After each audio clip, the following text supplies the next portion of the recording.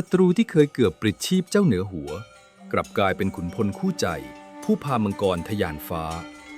พบกับเรื่องราวของกวนจงชายผู้ใช้ปากกาและตัวเลขสยบใต้ล่าก่อนที่ซุนบูจะเกิดเสียด้วยซ้ำโดย Timeless Epic ถอดรหัสมหากาพย์ EP 4 รัฐบุรุษกวนจงพลิกแผ่นดินชี้สู่มหาอำนาจเบอร์หนึ่งด้วยเศรษฐศาสตร์ 2,500 ปีท่านผู้ฟังครับหลังจากพายุแห่งความแค้นมาลายหายไปและความเงียบสงัดเข้าปกคลุมท้องพระโรงแคว้นฉีภาพที่ไม่มีใครคาดคิดว่าจะได้เห็นในชาตินี้ก็อุบัติขึ้นเมื่อฉีหวนกงมหาราชผู้เกือบต้องจบชีวิตด้วยน้ำมือของกวนจงกลับทรงใช้พระหัตถ์ของพระองค์เองปลดโซ่ตรวนเหล็กหนาออกจากข้อมือของนักโทษประหารผู้นี้กวนจงในสภาพที่เพิ่งพ้นจากกรงขังประสานมือคารวะด้วยแววตาที่สั่นเครือเขารู้ดีว่าสิ่งที่ได้รับไม่ใช่แค่การไว้ชีวิตแต่คือเดิมพันครั้งยิ่งใหญ่ที่สุดของกษัตริย์ที่มีต่อขุนนางคนหนึ่งฉีหวนกงทอดพระเนตรมองอดีตศัตรูแล้วตรัสด้วยน้ำเสียงที่หนักแน่นว่าจงฟู่เป้าซูหยาเอาชีวิตเป็นประกันว่าท่านคือมังกรที่จะพาแคว้นฉีทะยานฟ้าบัดนี้ข้าได้สลัดความแค้นทิ้งไปหมดสิ้นแล้วต่อจากนี้ไปแผ่นดินฉีจะเป็นอย่างไรสติปัญญาของท่านจะเป็นผู้กำหนดกวนจงไม่ได้ทูลตอบด้วยคำสรรเสริญเยินยอที่ว่างเปล่าแต่เขากลับเริ่มงานในทันทีเขากราบทูลฉีหวนกงว่าข้าแต่องค์เหนือหัวการจะทำให้แคว้นฉีเกรียงไกรพระองค์ต้องเลิกมองแผ่นดินเป็นเพียงสนามรบแต่ต้องมองแผ่นดินเป็นกลไกแห่งความมั่งคั่งกองทัพที่หิวโหยไม่อาจชนะศึกฉันใดประเทศที่ยากจนก็ไม่อาจเป็นเจ้าธิราชได้ฉะนั้นภารกิจแรกของข้าพระองค์ไม่ใช่การจับอาวุธแต่คือการเปลี่ยนปากท้องของชาวฉีให้กลายเป็นรากฐานที่ไม่มีวันล่มสลายในวันนั้นเองกวนจงได้รับตราประทับอัครเสนาบดีและเริ่มร่างนโยบายที่โลกไม่เคยพบเห็นมาก่อนเขาสั่งให้รวบรวมข้อมูลสัมมโนประชากรและแผนที่ทรัพยากรทั้งหมดของแคว้นเพื่อเตรียมตัวสำหรับการปฏิรูปครั้งใหญ่ที่จะเปลี่ยนแคว้นฉีจากรัฐที่บอบช้ำให้กลายเป็นมหาอำนาจที่มีตัวเลขและทองคำเป็นอาวุธนำทางนี่คือจุดเริ่มต้นของยุคทองที่ไม่ใช่อำนาจจากคมดาบเพียงอย่างเดียวแต่เป็นอำนาจจากสติปัญญาของรัฐบุรุษนามว่ากวนจง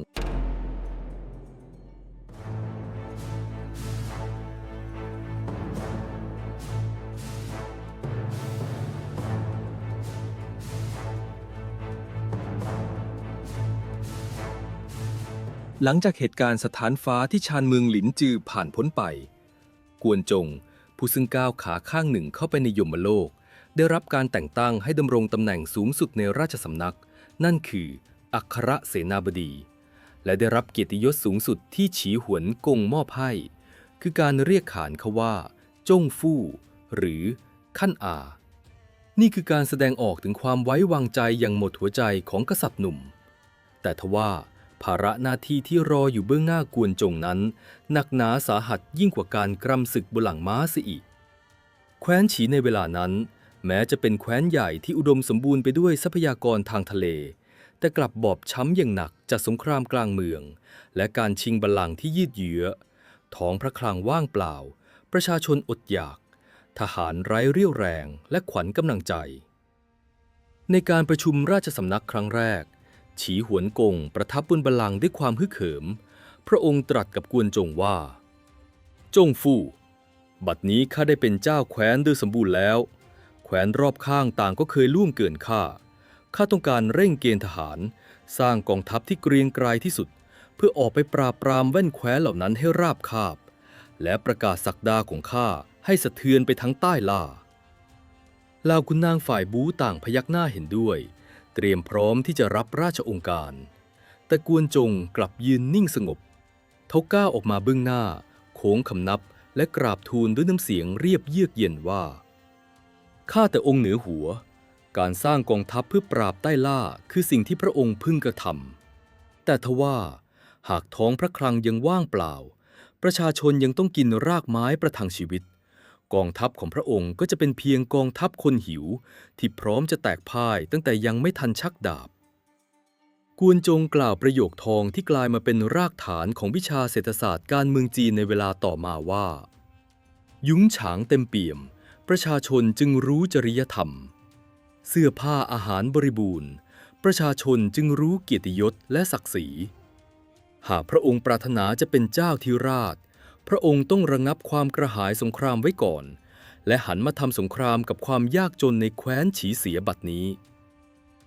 ฉีหวนกงแม้จะขัดใจอยู่บ้างแต่ด้วยความเคารพในตัวกวนจงพระองค์จึงยอมถอยและตรัสถามว่าหากเป็นเช่นนั้นจงฟู่มีแผนการอันใดที่จะพลิกฟื้นแคว้นฉีเล่ากวนจงจึงเริ่มกางแผนผังแคว้นฉีลงบนโต๊ะกลางท้องพระโรงและนั่นคือจุดเริ่มต้นของการปฏิรูปโครงสร้างประเทศที่ล้ำยุคที่สุดในประวัติศาสตร์กวนจงไม่ได้เริ่มจากการขึ้นภาษีขูดรีดชาวบ้าน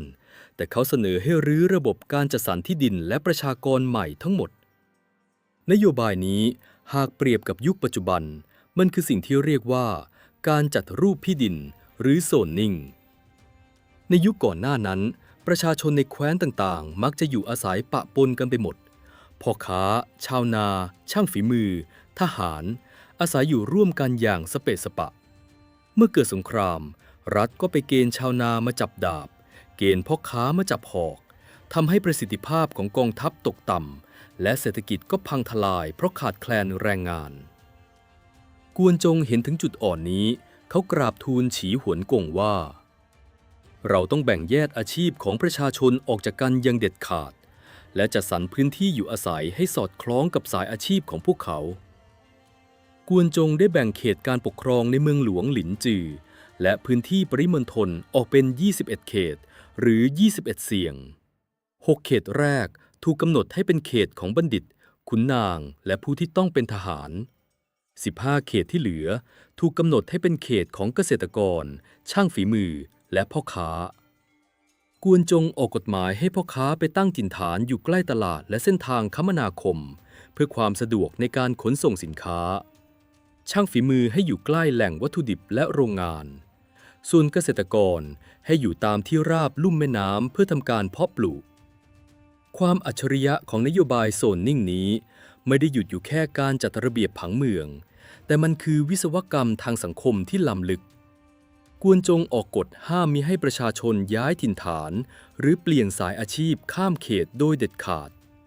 ลูกของช่างตีเหล็กเมื่อลืมตาดูโลกเติบโตขึ้นมาในสภาพแวดล้อมที่มีแต่เสียงค้อนกระทบเหล็กเขาย่อมซึมซับทักษะการตีเหล็กไปโดยสายเลือด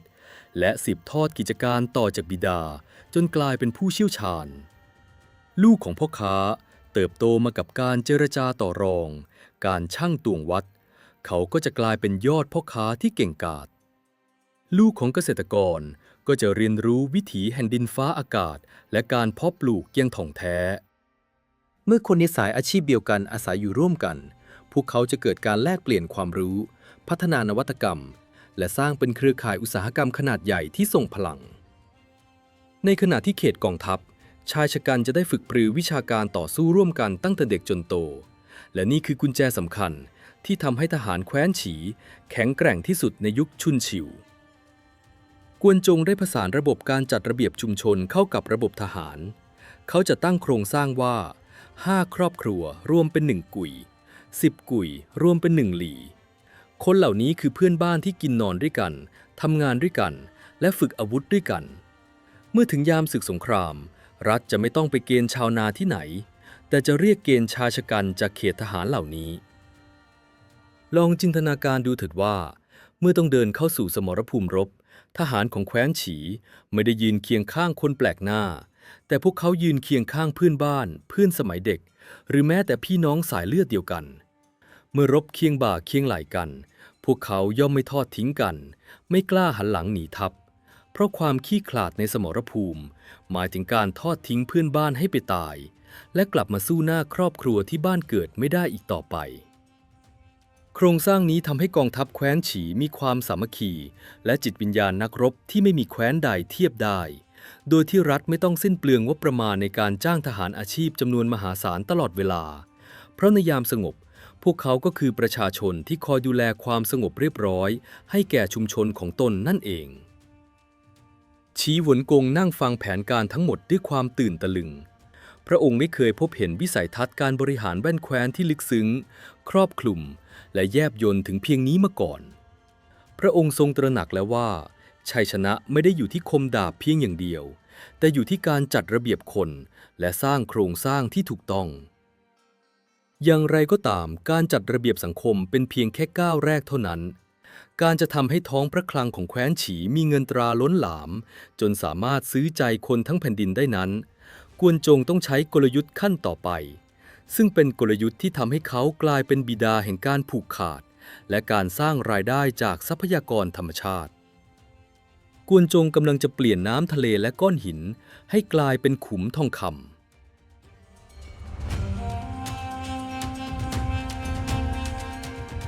การเวลาผ่านไปไม่นานแผนการจัดระเบียบสังคมหรือยุทธศาสตร์การแบ่งเขตที่กวนจงได้วางรากฐานไว้เริ่มผลิดอกออกผลให้เห็นเป็นรูปธรรมบ้านเมืองแคว้นฉีที่เป็นระเบียบเรียบร้อยประชาชนต่างทำมาหากินตามสายอาชีพของตนอย่างขมักเขม้นกองทัพได้รับการฝึกฝนอย่างเป็นระบบทว่าท้องพระคลังของราชสำนักยังคงไม่เพียงพอต่อการรองรับความทะเยอทะยานอันยิ่งใหญ่ของฉีหวนกงผู้หมายมั่นจะก้าวขึ้นเป็นมหาอำนาจอันดับหนึ่งในแผ่นดินชุนชิววันหนึ่งณท้องพระโรงอันโอ้อาฉีหวนกงประทับบนบัลลังก์ด้วยสีหน้าครุ่นคิดพระองค์ตรัสทักทายกวนจงผู้เป็นอัครเสนาบดีว่าจงฟู่การจัดระเบียบราษฎรของท่านนับว่าได้ผลดีเยี่ยมบัดนี้บ้านเมืองสงบร่มเย็นทหารเกณฑ์ก็ล้วนแต่มีฝีมือแต่ทว่าการจะกรีธาทัพออกไปประกาศศักดาเหนือแว่นแคว้นอื่นจำต้องใช้เสบียงอาหารและเงินทองมหาศาลหากเราจะเพิ่มการจัดเก็บภาษีที่ดินหรือเรียกเก็บภาษีรายหัวจากราษฎรให้มากขึ้นท่านคิดเห็นประการใดกวนจงได้ยินดังนั้นก็ประสานมือคารวะก่อนจะกราบทูลด้วยน้ำเสียงเรียบนิ่งแต่แฝงด้วยความลึกล้ำว่าข้าแต่องค์เหนือหัวการขูดรีดภาษีจากหยาดเหงื่อแรงกายของราษฎรโดยตรงคือหนทางสู่หายนะของบ้านเมืองหากพระองค์เพิ่มภาษีที่ดินราษฎรก็จะหมดกำลังใจในการเพาะปลูกหากเพิ่มภาษีรายหัวราษฎรก็จะหลบลี้หนีหน้าซ่อนตัวไม่ให้ทางการค้นพบผู้นำที่ชาญฉลาดจะไม่ใช้วิธีปล้นชิงความมั่งคั่งจากมือของประชาชนให้พวกเขาเจ็บแค้นแต่ผู้นำที่แท้จริงจะรู้จักวิธีดึงดูดเงินทองเข้าสู่ท้องพระคลัง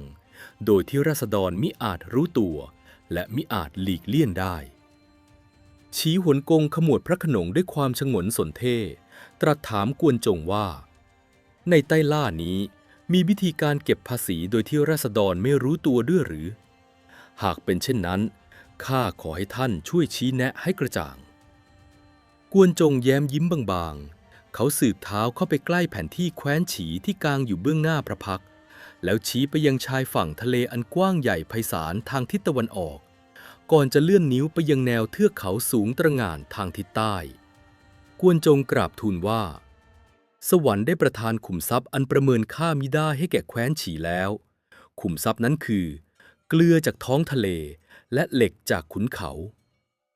ฉีหวนกงยิ่งฟังยิ่งไม่เข้าใจตรัสแย้งว่า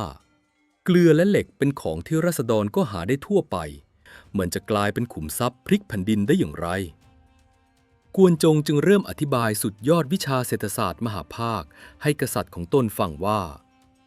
ฝบาทธรรมชาติของมนุษย์นั้นหากขาดอาหาร10 วันย่อมสิ้นใจแต่หากขาดเกลือเพียงไม่กี่วันร่างกายจะอ่อนเปลี้ยเพลียแรงไร้เรี่ยวกำลังที่จะทำงานหรือจับอาวุธรบเกลือจึงไม่ใช่เพียงเครื่องปรุงรสแต่มันคือสิ่งจำเป็นต่อลมหายใจของมนุษย์ทุกคนไม่ว่าจะเป็นยาจกหรือเศรษฐีกวนจงเสนอแผนการผูกขาดทรัพยากรระดับชาติเขาแนะให้ทางการแคว้นฉีเข้าควบคุมการผลิตและการค้าเกลือทั้งหมดในช่วงฤดูที่เหมาะสมทางการจะจ้างวานราษฎรให้ต้มน้ำทะเลเพื่อผลิตเกลือโดยรัฐจะเป็นผู้รับซื้อผลผลิตทั้งหมดไว้ในราคาเป็นธรรมจากนั้นรัฐจะนำเกลือเหล่านั้นไปบวกราคาเพิ่มในสัดส่วนที่คำนวณมาอย่างแยบยล ก่อนจะนำออกขายให้แก่ประชาชนและแคว้นอื่นๆ โดยเฉพาะแคว้นที่อยู่ลึกเข้าไปในแผ่นดินใหญ่ซึ่งไม่อาจผลิตเกลือได้เองพวกเขาจำต้องซื้อเกลือจากแคว้นฉีในราคาที่รัฐกำหนดอย่างหลีกเลี่ยงไม่ได้ส่วนในเรื่องของเหล็กกวนจงอธิบายต่อไปว่าสตรีทุกนางจำต้องใช้เข็มเพื่อเย็บผ้าชาวนาทุกคนจำต้องใช้ผาและไถเพื่อพลิกหน้าดินช่างไม้จำต้องใช้ขวานและเลื่อยหากรัฐเข้าควบคุมเหมืองเหล็กและบวกภาษีแฝงเข้าไปในราคาของเครื่องมือเหล็กทุกชิ้นเพียงแค่ชิ้นละไม่กี่อีแปะเมื่อรวมกับจำนวนเครื่องมือเหล็กนับแสนนับล้านชิ้นที่ราษฎรทั่วแผ่นดินต้องใช้งานทุกวันเงินทองมหาศาลจะไหลมาเทมาสู่ท้องพระคลังราวกับกระแสน้ำเชี่ยวนโยบายภาษีผูกขาดเกลือและเหล็กนี้ถือเป็นสุดยอดนวัตกรรมทางการเงินประชาชนยอมจ่ายเงินซื้อเกลือและเครื่องมือเหล็กด้วยความเต็มใจเพราะมันคือสิ่งจำเป็นต่อการดำรงชีวิตพวกเขาไม่ได้รู้สึกว่าตนเองกำลังถูกรัฐขูดรีดภาษีนโยบายนี้ทำให้แคว้นฉีกลายเป็นมหาอำนาจทางการเงินในชั่วข้ามคืนท้องพระคลังล้นปรี่ไปด้วยทองคำและเสบียงอาหารทว่าความยิ่งใหญ่ของกวนจงไม่ได้หยุดอยู่แค่การหาเงินเข้าคลังเมื่อแคว้นฉีมั่งคั่งอย่างที่ไม่เคยเป็นมาก่อนกวนจงกลับกราบทูลฉีหวนกงด้วยข้อเสนอที่ทำให้เหล่าขุนนางต้องเบิกตากว้างกวนจงไม่ได้เสนอให้นำเงินเหล่านี้ไปสร้างพระราชวังอันวิจิตรการตาหรือนำไปปรนเปรอความสุขส่วนพระองค์แต่เขาเสนอให้สร้างสิ่งที่เรียกว่ารัฐสวัสดิการกวนจงกล่าวประโยคอันทรงพลังว่าเงินทองที่ได้มาจากราษฎรจะต้องนำกลับไปเป็นเกราะคุ้มภัยให้แก่ราษฎรหากพระองค์ทรงเลี้ยงดูผู้คนราวกับบุตรหลานพวกเขาก็จะยอมถวายชีวิตพิทักษ์พระองค์ราวกับบิดาบังเกิดเกล้ากวนจงได้ริเริ่มนโยบายสวัสดิการสังคม9ประการเพื่อดูแลผู้ที่อ่อนแอที่สุดในสังคมทางการแคว้นฉีเริ่มจัดตั้งสถานเลี้ยงดูเด็กกำพร้าให้การสงเคราะห์หญิงม่ายดูแลผู้สูงอายุที่ไร้ลูกหลานพึ่งพิงจัดหาที่พักพิงและอาหารให้แก่ผู้พิการและผู้ป่วยไข้อนาถา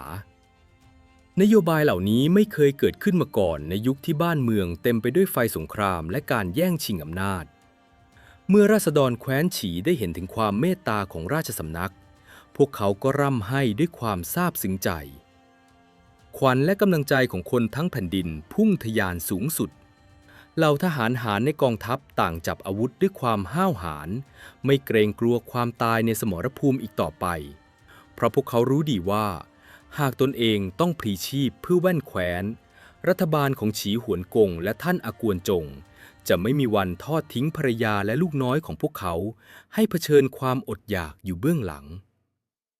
ด้วยวิสัยทัศน์ของอัครเสนาบดีกวนจงแคว้นฉีจึงไม่ได้มีเพียงกองทัพที่แข็งแกร่งที่สุดหรือเศรษฐกิจที่มั่งคั่งที่สุดแต่ยังมีอาวุธที่ทรงพลังยิ่งกว่าสิ่งใดนั่นคือ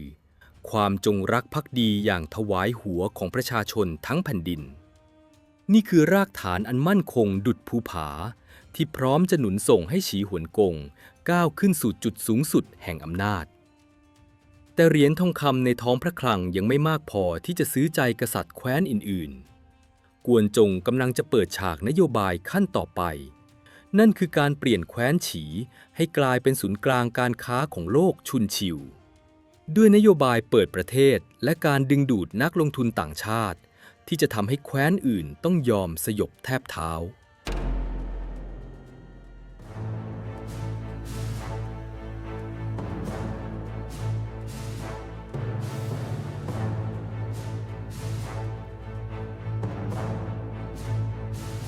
เมื่อสายลมแห่งความมั่งคั่งพัดผ่านแคว้นฉีนโยบายผูกขาดเกลือและเหล็กได้เนรมิตให้ท้องพระคลังเต็มเปี่ยมไปด้วยทองคำและเสบียงอาหาร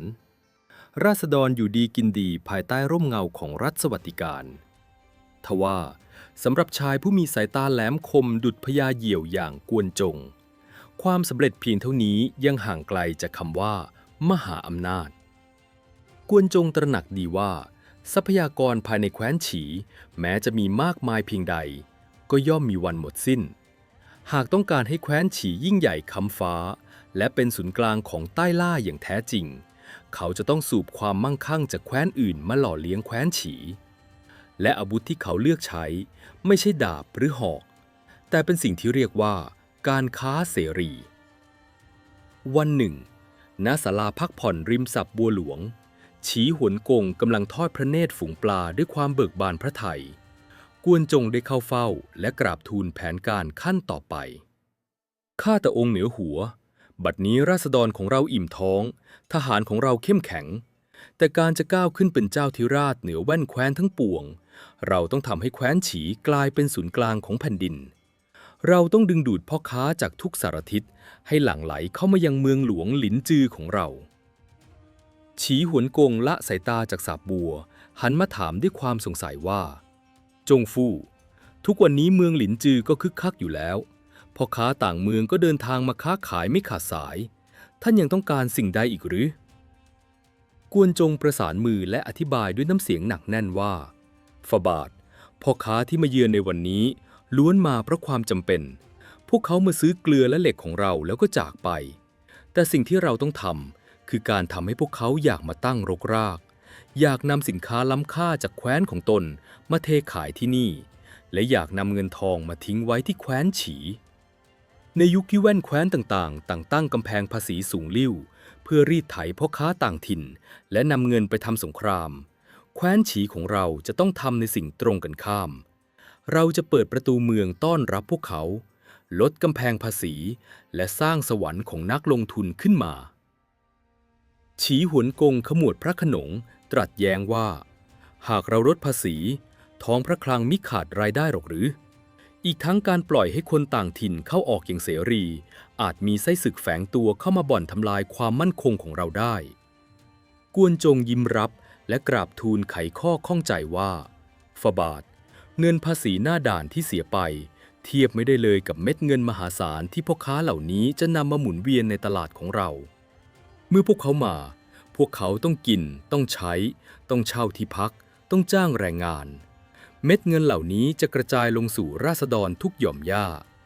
ส่วนเรื่องไส้ศึกนั้นพระองค์ไม่ต้องกังวลพ่อค้าเหล่านี้แหละคือหูตาชั้นเลิศของเราเมื่อพวกเขาเดินทางมาจากทั่วทุกสารทิศย่อมนำข่าวสารความเคลื่อนไหวของแคว้นต่างๆมาแลกเปลี่ยนกันในวงสนทนาผู้ใดควบคุมศูนย์กลางการค้าได้ผู้นั้นก็ควบคุมเครือข่ายข่าวกรองของทั้งใต้ล่าได้เช่นกันเมื่อได้ฟังวิสัยทัศน์ที่ก้าวล้ำนำยุคฉีหวนกงก็อนุมัติแผนการทันทีกวนจงจึงเริ่มประกาศนโยบายที่สร้างความสั่นสะเทือนไปทั่ววงการการค้าในยุคชุนชิวเขาออกกฎหมายยกเว้นภาษีศุลกากรสำหรับเกวียนสินค้าเปล่าที่เดินทางเข้าแคว้นฉีเพื่อดึงดูดให้พ่อค้าเข้ามาซื้อสินค้ากลับไปส่วนเกวียนที่บรรทุกสินค้าเข้ามาก็เก็บภาษีในอัตราที่ต่ำมากแต่ความอัจฉริยะของกวนจงยังไม่หมดเพียงแค่นั้นเขาเข้าใจดีว่าการเดินทางในยุคโบราณนั้นยากลำบากและอันตรายยิ่งนักพ่อค้าต้องรอนแรมกลางป่าเขานานนับเดือนกวนจงจึงสั่งให้สร้างสิ่งอำนวยความสะดวกระดับชาติเรียกว่าเคอจ้านหรือโรงเตี้ยมของรัฐ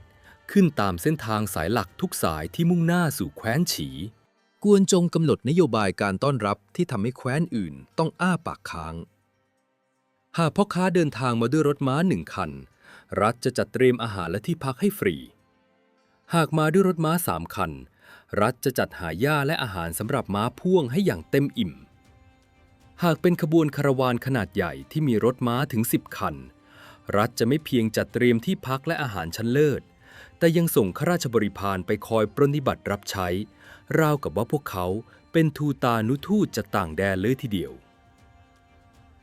ข่าวลือเรื่องดินแดนสวรรค์ที่ชื่อว่าแคว้นฉีแพร่สะพัดไปทั่วแผ่นดินจีนอย่างรวดเร็วราวกับไฟลามทุ่งพ่อค้าจากแคว้นฉู่ทางใต้แคว้นจิ้นทางเหนือแคว้นฉินทางตะวันตกต่างแห่แหนกันนำกองคาราวานมุ่งหน้าสู่เมืองหลินจือภายในเวลาไม่กี่ปีหลินจือได้กลายเป็นมหานครที่ยิ่งใหญ่และเจริญรุ่งเรืองที่สุดในโลกยุคนั้นถนนหนทางเต็มไปด้วยผู้คนหลากหลายสำเนียงสินค้าแปลกตาจากทุกมุมโลกถูกนำมาวางขายเรียงรายเมื่อเศรษฐกิจเติบโตถึงขีดสุดกวนจงได้จัดการตั้งหน่วยงานพิเศษขึ้นมาดูแลเรื่องตราชั่ง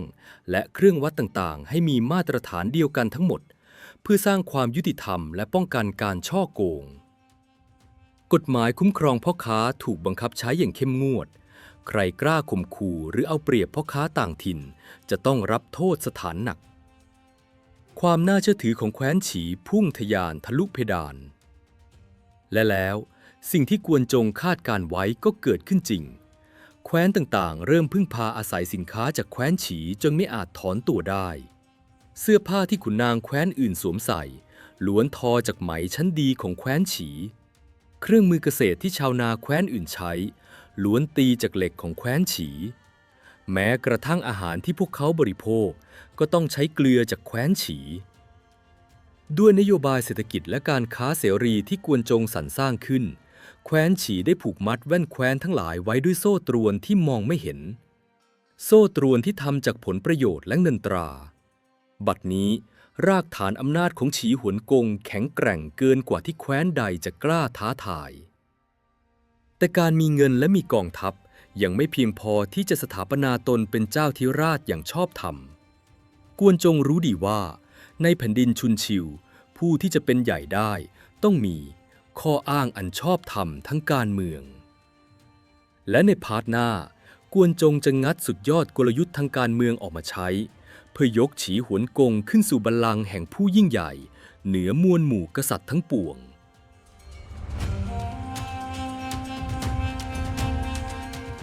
สายลมแห่งความมั่งคั่งและแสนยานุภาพ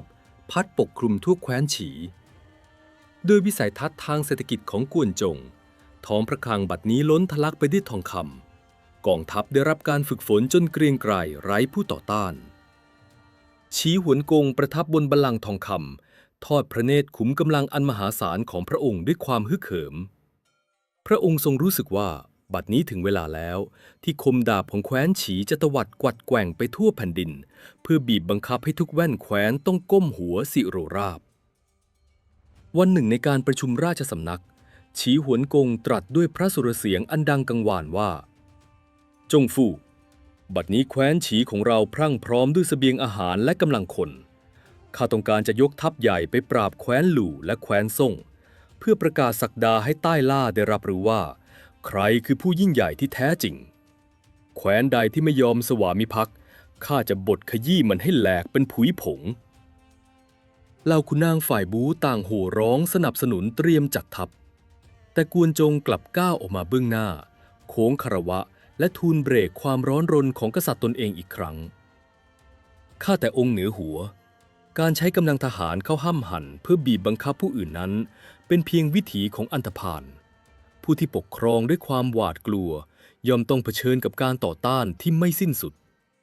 หากพระองค์ทรงปรารถนาจะเป็นป้าจู่หรือเจ้าธิราชผู้ยิ่งใหญ่เหนือมวลหมู่กษัตริย์ทั้งปวงพระองค์ต้องใช้สิ่งที่เหนือกว่าคมดาบสิ่งนั้นคือความชอบธรรมฉีหวนกงขมวดพระโขนงตรัสถามว่าความชอบธรรมอย่างนั้นหรือในยุคที่ปลาใหญ่กินปลาเล็กกฎแห่งกำลังคือสัจธรรมมิใช่หรือจงฟู่กวนจงส่ายศีรษะช้าๆก่อนจะกราบทูลอธิบายสถานการณ์ของแผ่นดินอย่างทะลุปรุโปร่งว่าฝาบาทแม้ราชวงศ์โจวจะเสื่อมถอยองค์โอรสสวรรค์ที่เมืองลู่หยางจะไร้ซึ่งอำนาจและกองทัพแต่ในสายตาของราษฎรและบรรดาเจ้าครองแคว้นทั้งหลายราชวงศ์โจวยังคงเป็นสัญลักษณ์แห่งสวรรค์เป็นศูนย์รวมจิตใจที่ไม่มีใครกล้าล่วงละเมิดยังโจ่งแจ้งในขณะเดียวกันบัดนี้แผ่นดินจงหยวนกำลังเผชิญภัยคุกคามครั้งใหญ่ชนเผ่าอนารยชนจากทางเหนือและทางตะวันตกกำลังยกทัพเข้ารุกรานปล้นชดดมแว่นแคว้นต่างๆยังโหดเหี้ยมกวนจงสูดลมหายใจลึกก่อนจะประกาศสุดยอดสโลแกนทางการเมืองที่จะพลิกประวัติศาสตร์จีนไปตลอดกาลข้าพระองค์ขอเสนอแผนยุทธศาสตร์เทิดทูนโอรสสวรรค์ขับไล่อนารยชนฉีหวนกงตั้งใจฟังทุกถ้อยคำกวนจงอธิบายต่อว่าแทนที่เราจะตั้งตนเป็นศัตรูกับแว่นแคว้นอื่นเราจะชูธงพิทักษ์ราชวงศ์โจวพระองค์ต้องส่งเครื่องบรรณาการไปถวายองค์โอรสสวรรค์แสดงความจงรักภักดีอย่างสูงสุดจากนั้นพระองค์จะใช้กองทัพอันเกรียงไกรของเราไม่ใช่เพื่อรุกรานแต่เพื่อไปช่วยเหลือแคว้นที่กำลังถูกอนารยชนรังแกเมื่อเราทำนามแห่งความยุติธรรม การขยับกองทัพของเราก็คือราชองค์การของสวรรค์แคว้นใดที่ต่อต้านเราย่อมเท่ากับต่อต้านโอรสสวรรค์แคว้นใดที่เห็นเราเสียสละเลือดเนื้อเพื่อปกป้องพวกเขาย่อมสิโรราบต่อพระองค์วิจัยจริงมิใช่ด้วยความหวาดกลัวเมื่อได้ฟังแผนการอันแยบยลฉีหวนกงก็ตระหนักถึงความห่างชั้นทางสติปัญญาระหว่างตนเองกับกวนจงพระองค์ทรงอนุมัติแผนการนี้ทันทีแคว้นฉีเริ่มดำเนินนโยบายตามคำแนะนำของกวนจงอย่างเคร่งครัดเมื่อแคว้นเยียนทั้งเหนือถูกชนเผ่าหลงภูเขารุกรานฉีหวนกงก็นำทัพใหญ่ขึ้นเหนือไปบดขยี้ศัตรูจนราบคาบช่วยเหลือแคว้นเยียนให้รอดพ้นจากการสูญสิ้นชาติเมื่อแคว้นสิงห์ถูกชนเผ่าตีทำลายล้างแคว้นฉีก็ส่งเสบียงและกำลังคนไปช่วยสร้างกำแพงเมืองขึ้นมาใหม่ข่าวความมีน้ำใจและความยิ่งใหญ่ของฉีหวนกงแพร่สะพัดไปทั่วใต้ล่าบรรดาแว่นแคว้นน้อยใหญ่ต่างพากันยกย่องสรรเสริญแคว้นฉีราวกับเป็นบิดาผู้คุ้มครองบุตรและแล้ววาระแห่งประวัติศาสตร์ก็มาถึงกวนจงวิทูลเสนอให้ฉีหวนกงจัดการประชุมพันธมิตรขุนนางครั้งยิ่งใหญ่ขึ้นที่เมืองขุยฉิวการประชุมครั้งนี้ไม่ใช่การเจรจาการค้าแต่เป็นการประกาศศักดาอย่างเป็นทางการองค์โอรสสวรรค์แห่งราชวงศ์โจวผู้ซึ่งซาบซึ้งในความภักดีและบารมีของฉีหวนกงได้ส่งราชทูตพิเศษนำเนื้อย่างจากพิธีบวงสรวงสวรรค์มามอบให้แก่ฉีหวนกงถึงที่ประทับพร้อมกับราชองค์การแต่งตั้งให้แคว้นฉีเป็นผู้นำสูงสุดของบรรดาเจ้าครองแคว้นทั้งปวงในวันนั้นณลานพิธีเมืองขุยฉิวบรรดากษัตริย์และเจ้าครองแคว้นนับสิบต่างยืนเรียงรายก้มศีรษะทำความเคารพต่อฉีหวนกงไม่มีผู้ใดกล้าเงยหน้าสบพระเนตรไม่มีผู้ใดกล้าขัดขืนอำนาจของแคว้นฉีอีกต่อไปฉีหวนกงได้ก้าวขึ้นสู่จุดสูงสุดของชีวิตสถาปนาตนเป็นป้าจู่หรือเจ้าธิราชองค์แรกแห่งยุคชุนชิวได้อย่างสมบูรณ์แบบทว่าเมื่อฉีหวนกงทอดพระเนตรลงมาจากแท่นพิธีทรงมองข้ามเหล่ากษัตริย์ที่ก้มหัวให้พระองค์ไปยังชายวัยกลางคนผู้หนึ่งที่ยืนอยู่เคียงข้างชายผู้ที่ครั้งหนึ่งเคยยิงธนูหมายจะปลิดชีพพระองค์ชายผู้ที่รอดตายจากกรงไม้นักโทษชายผู้ที่ใช้ปัญญาเพียงสมองเดียวเนรมิตทั้งผังเมืองระบบเศรษฐกิจและยุทธศาสตร์การเมืองพลิกแผ่นดินฉีให้กลายเป็นมหาอำนาจอันดับหนึ่งฉีหวนกงรู้ดีว่าบัลลังก์เจ้าธิราชที่พระองค์ประทับอยู่นี้ไม่ได้สร้างขึ้นจากหยาดเลือดของศัตรูเพียงอย่างเดียวแต่ถูกค้ำจุนไว้ด้วยสติปัญญาอันไร้ก้นบึ้งของรัฐบุรุษนามว่ากวนจงคู่หูกษัตริย์และเสนาบดีคู่นี้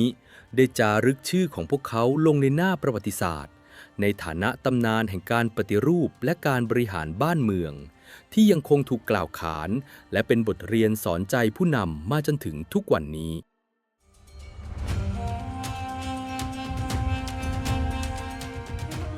และนี่คือเรื่องราวของกวนจงยอดคนผู้ใช้เศรษฐศาสตร์และการเมืองสร้างมหาอำนาจในยุคโบราณแต่เดี๋ยวก่อนครับท่านผู้ฟังทุกท่านความสนุกยังไม่จบลงเพียงเท่านี้ก่อนที่เราจะไปเจาะลึกเบื้องหลังความสำเร็จผ่าตัดกลยุทธ์ของกวนจงแบบละเอียดยิบในเชิงธุรกิจและการบริหารในยุคปัจจุบันหากท่านชื่นชอบการเล่าเรื่องประวัติศาสตร์แบบถึงพริกถึงขิงเจาะลึกระดับล่างสุดแบบนี้อย่าลืมกด subscribe กดไลค์และคอมเมนต์บอกเราหน่อยครับว่าคุณประทับใจนโยบายไหนของกวนจงมากที่สุดเตรียมตัวให้พร้อมเพราะในพาร์ทต่อไปเราจะเข้าสู่ช่วง Exclusive Analysis ถอดรหัสลับเศรษฐศาสตร์ระดับมหภาคและสงครามการค้าสุดโหดของกวนจงที่ทำลายศัตรูโดยไม่ต้องรบแม้แต่ก้าวเดียว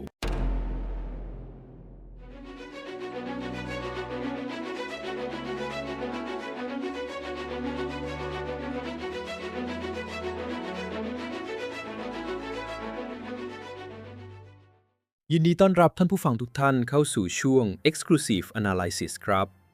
ในพาร์ทนี้เราจะมาถอดรหัสความคิดของกวนจงบุรุษผู้ถูกยกย่องให้เป็นบิดาแห่งเศรษฐศาสตร์จีนโบราณ หากเรามองข้ามเรื่องราวการทำสงครามและการแย่งชิงอำนาจไปและวิเคราะห์นโยบายของกวนจงด้วยเลนส์ของการบริหารธุรกิจและเศรษฐศาสตร์มหาภาคในยุคปัจจุบันเราจะพบว่าชายผู้นี้มีความคิดที่ล้ำหน้าชาวโลกไปไกลถึง 2,500 ปี เรามาเริ่มกันที่นโยบายแรกนั่นคือการจัดระเบียบสังคมหรือที่เราเรียกกันในปัจจุบันว่าโซนนิ่งและการกระตุ้น GDP สไตล์กวนจงไม่ได้จับคนมาแยกกลุ่มเพียงเพื่อง่ายต่อการปกครองเท่านั้นแต่นี่คือกลยุทธ์การสร้างคลัสเตอร์อุตสาหกรรมแบบเดียวกับที่รัฐบาลยุคใหม่ใช้ในการสร้างซิลิคอนแวลลีย์หรือเขตเศรษฐกิจพิเศษลองคิดตามนะครับเมื่อช่างฝีมือทั้งหมดถูกจับมาอยู่ร่วมกันในตรอกเดียวกันสิ่งที่เกิดขึ้นคือการถ่ายทอดองค์ความรู้โดยสายเลือดและการแข่งขันกันพัฒนานวัตกรรมลูกของช่างตีเหล็กเห็นพ่อตีเหล็กมาตั้งแต่เกิดเมื่อโตขึ้นเขาก็ไม่ต้องเริ่มเรียนรู้จากศูนย์ในขณะเดียวกันเมื่อช่างเก่งๆมาอยู่รวมกันพวกเขาก็จะเกิดการแลกเปลี่ยนเทคนิคเกิดความเชี่ยวชาญเฉพาะด้านที่ลอกเลียนแบบได้ยากนี่คือการสร้างความได้เปรียบทางการแข่งขันหรือ competitive advantage ในระดับประเทศกวนจงรู้ดีว่าหากแคว้นฉีสามารถผลิตเครื่องมือเกษตรอาวุธหรือผ้าไหมที่มีคุณภาพดีที่สุดในใต้ล่าแคว้นอื่นก็จำต้องพึ่งพาสินค้าจากแคว้นฉีอย่างหลีกเลี่ยงไม่ได้ในมุมของการบริหารทรัพยากรบุคคลหรือ HR นโยบายโซนนิ่งของกวนจงคือสุดยอดของการลดต้นทุนการฝึกอบรมรัฐไม่ต้องเสียเวลาและงบประมาณไปกับการสอนให้ชาวนาจับดาบหรือสอนให้ทหารไปทำนาทุกคนทำในสิ่งที่ตนเองถนัดที่สุดและส่งต่อความเชี่ยวชาญนั้นจากรุ่นสู่รุ่นนี่คือการทำกระบวนการผลิตให้มีประสิทธิภาพสูงสุดหรือ optimization ประเด็นต่อมาคือนโยบายผูกขาดเกลือและเหล็กหากมองผิวเผินมันคือการหารายได้เข้ารัฐแต่ในเชิงเศรษฐศาสตร์มหาภาคนี่คือการเก็บภาษีมูลค่าเพิ่มหรือ VAT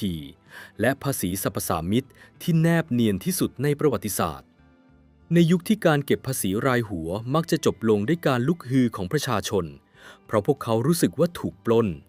กวนจงกลับใช้วิธีนำภาษีไปซ่อนไว้ในราคาสินค้าอุปโภคบริโภคที่จำเป็นต่อการดำรงชีวิตเกลือเป็นสิ่งที่ทุกคนต้องกินเหล็กเป็นสิ่งที่ทุกคนต้องใช้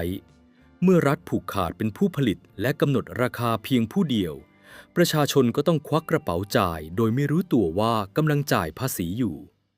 นี่คือกลยุทธ์การสร้างกระแสเงินสดหรือ cash flow เข้าสู่ท้องพระคลังอย่างสม่ำเสมอและมหาศาลหากเปรียบกับธุรกิจยุคปัจจุบันมันก็เหมือนกับการเก็บค่าธรรมเนียมการทำธุรกรรมหรือโมเดลสมัครสมาชิก subscription ที่หักเงินลูกค้าทีละนิดแต่เมื่อคูณด้วยจำนวนประชากรทั้งแผ่นดินมันคือเม็ดเงินที่มหาศาลและเมื่อมีเงินมหาศาลกวนจงไม่ได้นำไปเก็บไว้เฉยๆเขาเข้าใจหลักการกระตุ้น GDP กวนจงนำเงินเหล่านั้นกลับมาอัดฉีดเข้าสู่ระบบเศรษฐกิจผ่านนโยบายรัฐสวัสดิการการสร้างบ้านเด็กกำพร้าการดูแลคนชราและการสงเคราะห์หญิงม่ายนี่ไม่ใช่แค่การทำบุญเอาหน้าแต่เป็นการซื้อความภักดีหรือแบรนด์ loyalty ขั้นสูงสุดจากประชาชนในเชิงจิตวิทยาองค์กรเมื่อพนักงานหรือในที่นี้คือทหารและราษฎรรู้สึกมั่นคงและปลอดภัยว่าหากพวกเขาเป็นอะไรไปครอบครัวที่อยู่ข้างหลังจะได้รับการดูแลจากรัฐพวกเขาก็จะกล้าทุ่มเททำงานกล้าออกไปเสี่ยงตายในสมรภูมิโดยไม่มีความกังวลนี่คือการแก้ปัญหาความกังวลขั้นพื้นฐานตามทฤษฎีมัสโลว์เมื่อคนไม่ต้องกังวลเรื่องปากท้องและความปลอดภัยพวกเขาก็พร้อมที่จะผลักดันตัวเองไปสู่ศักยภาพสูงสุดเพื่อสร้างความยิ่งใหญ่ให้กับองค์กรหรือแว่นแขวนกวนจงได้แสดงให้เห็นว่าผู้นำที่แท้จริงไม่จำเป็นต้องใช้แส้เคี่ยนตีเพื่อให้คนทำงานหนักแต่ต้องใช้โครงสร้างแรงจูงใจที่ถูกต้องเปลี่ยนความโลภให้เป็นผลผลิตเปลี่ยนความกลัวให้เป็นความภักดีนโยบายของกวนจงเปลี่ยนแคว้นฉีให้กลายเป็นเครื่องจักรผลิตเงินและกำลังพลที่ทรงพลังที่สุดในยุคชุนชิวแต่ความน่ากลัวของกวนจงยังไม่หมดแค่นี้ครับท่านผู้ฟังเมื่อเขาจัดการระบบหลังบ้านจนแข็งแกร่งไร้เทียมทานแล้ว กวนจงได้เริ่มใช้ความมั่งคั่งนี้เป็นอาวุธในการทำลายล้างคู่แข่งเขาไม่ได้ส่งกองทัพไปตีเมืองแต่เขาส่งพ่อค้าและเม็ดเงินไปทำลายเศรษฐกิจของแคว้นศัตรูให้พังพินาศจากภายในและนั่นคือสิ่งที่เราจะไปเจาะลึกกันในพาร์ทต่อไปกับสุดยอดกลยุทธ์สงครามการค้าหรือเทรดวอร์ที่ใช้วิธีกว้านซื้อกวางและผ้าไหมทำลายศัตรูโดยไม่ต้องรบ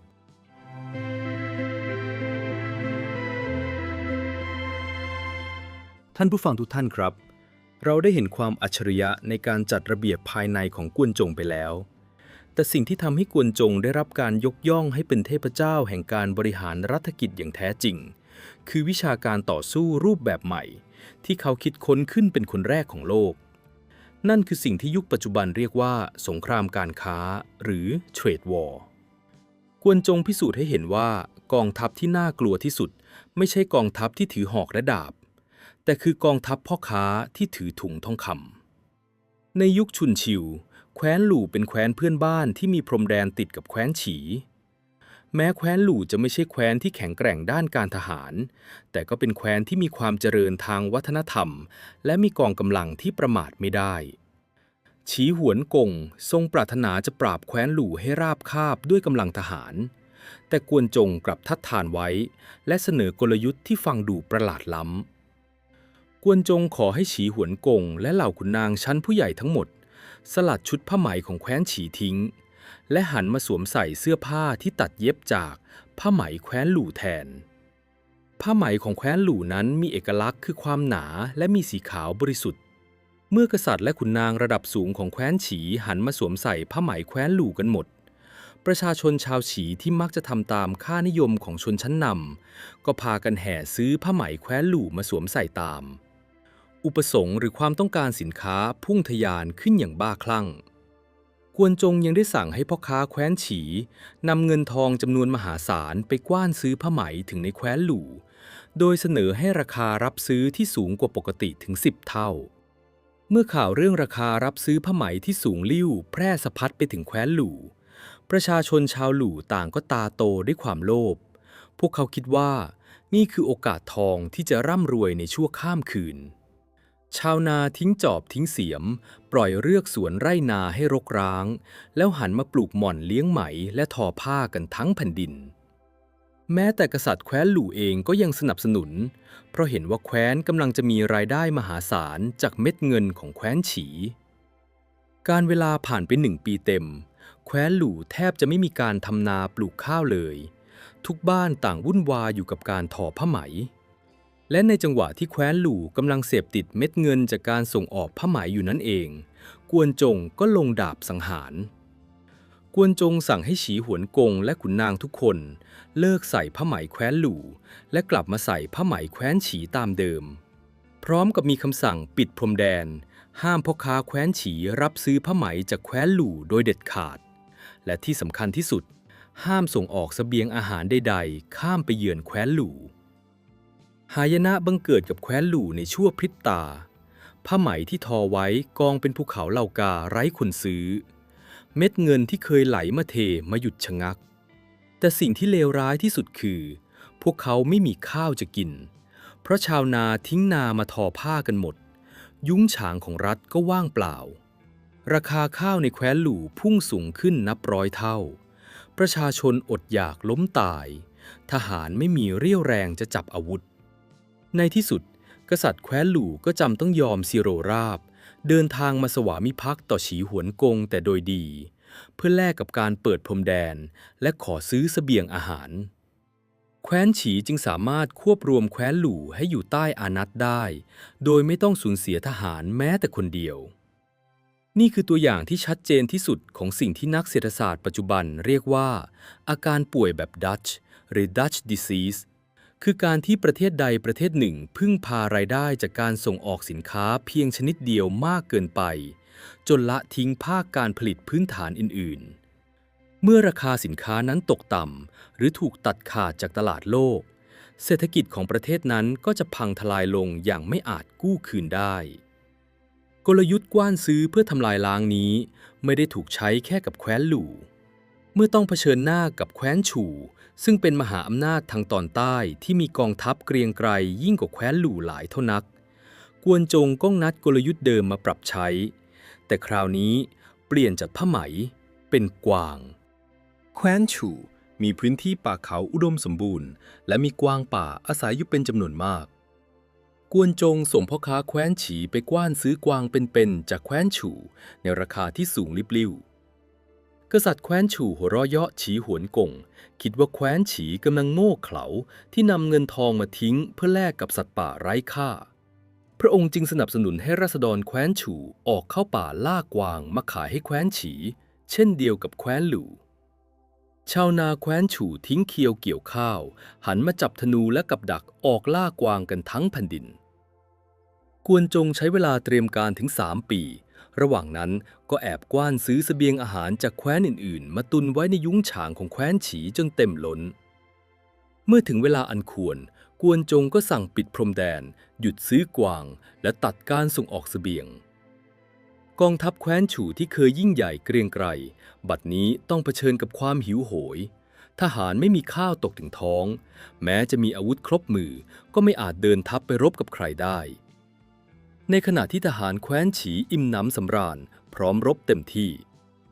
ท้ายที่สุดกษัตริย์แคว้นฉู่ก็ต้องส่งทูตมาขอเจรจาสงบศึกและยอมรับสถานะความเป็นเจ้าธิราชของฉีหวนกงเพื่อแลกกับการรอดพ้นจากวิกฤตความอดอยาก